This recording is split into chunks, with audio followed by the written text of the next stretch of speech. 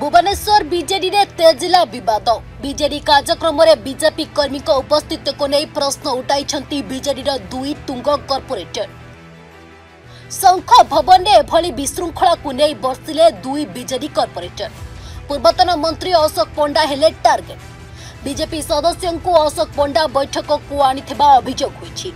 BJP सदस्य राजेश पात्र को सांगरे आनिथिले अशोक पंडा, जाकु नहीं प्रतिवाद करथिले कॉर्पोरेटर अमरेश जेना और बिरंची नारायण महासुपकार। तेबे एहा संपर्क में सुप्रीमो को भेटी अभियोग करी तांको विरोध में कार्यानुष्ठान करने को दाबी करिवे बोली दुहे मत रखिछंती। गतकाली भरतपुर घटना को नहीं हड़ताल घोषणा करितला बीजेडी। एथि निमंते शंख भवन में अनुष्ठित होइतला बैठक। बैठक रे नेता कर्मी सह समस्त कॉर्पोरेटर माने जोग देथिले। हेले बैठक रे अमरेश जेना और बिरंची महासुपकार बीजेपी कर्मी को देखि विरोध करथिले, जाफल शंख भवन परिसर में एक अप्रीतिकर परिस्थिति मुंड टेकिथिला। एने गर्जुछंती दुई बीजेडी कॉर्पोरेटर। तेबे आगामी परिस्थिति रे बीजेडी सुप्रीमो को हस्तक्षेप ही कुहुतिबा निया को लिभेई पारिबो बोली साधारण रे चर्चा हेउछि। देखो ना सकाल मु भी गोटे वीडियो देखिली से जहाँ कथा हली से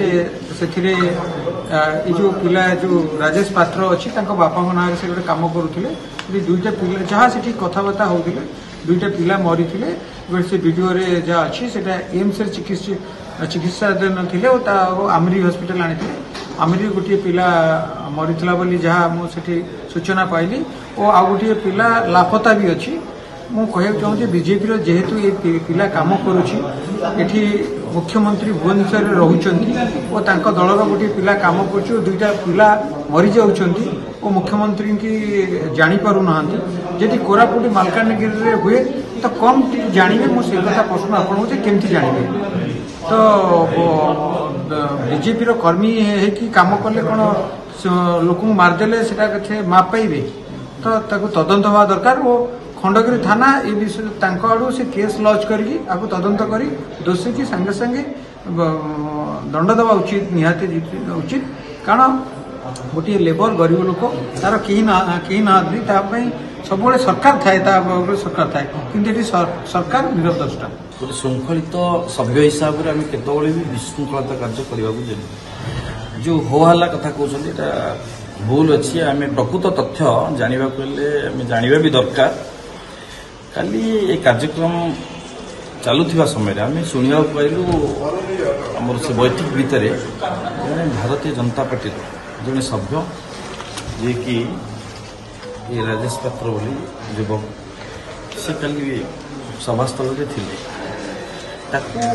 आम जो जानलु शंख भवन भितर प्रवेश कर विरोध कलापर हठात पूर्वतन मंत्री से जगह छाड़ी पलि तापर किसी कॉर्पोरेटर पलैले से कार्यक्रम को चपे देवा चाहूले किंतु बाहर ये जो असामाजिक युवक जो राजेश पात्र पिला से बचसा कले अश्राव्य भाषा गाड़ी गुलज थे आम तत्क्षणात जनईलु आम वरिष्ठ कार्यकर्ता जो मैंने थे आमर जनईलु या प्रति कार्यानुष्ठान नि कहीं श्रृंखलित दल श्रृंखलित कार्यकर्ता भितर ये जो विशृंखला कार्यक्रम जे करुच्ची जे करोची तांको प्रति विहित कार्यानुष्ठान नियाजो।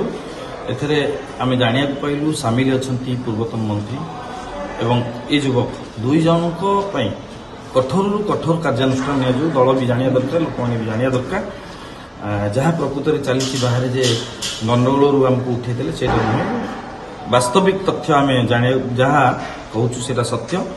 आज भी आम जाऊँ नवीन निवास आमर प्रिय सभापति दल नवीन पट्टनायक को आज आम जनइबू विषय अवगत कर दाबी रखिबू जे तुरंत बहिष्कार कर।